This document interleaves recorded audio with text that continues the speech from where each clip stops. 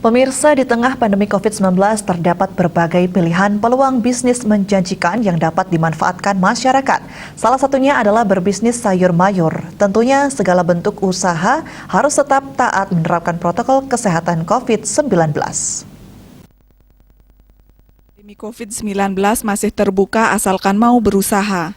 Seorang petani muda asal Baturiti Tabanan ini mampu melihat peluang dengan mengembangkan bisnis pertanian sayur mayur. Mulai dari menanam, merawat, hingga memasarkan, ia lakukan sendiri. Di tengah pandemi COVID-19 tidak ada halangan untuk mengembangkan bisnis sayur mayur, bahkan penerapan protokol kesehatan masih bisa dilakukan. Misalnya pada saat ada pembeli yang langsung datang ke kebun, pembeli diimbau menjaga jarak, mencuci tangan, dan menggunakan masker. Sebenarnya sih sangat bisa sih sebenarnya, tapi itu pun juga karena bagi kesadaran kita sendiri juga sih.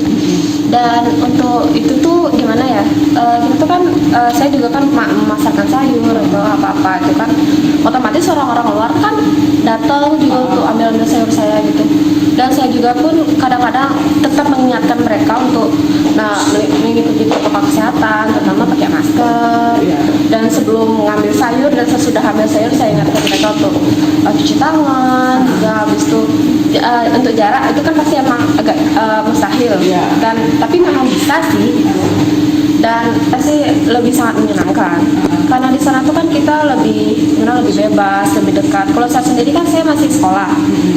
Saya memang dari dulu baru mulai bertani itu kan memang dari SMP, dan itu pun masih dibataskan karena saya masih sekolah. Dan saya pun kadang-kadang sempat 2 hari aja ke rumah untuk urus-urus kebun.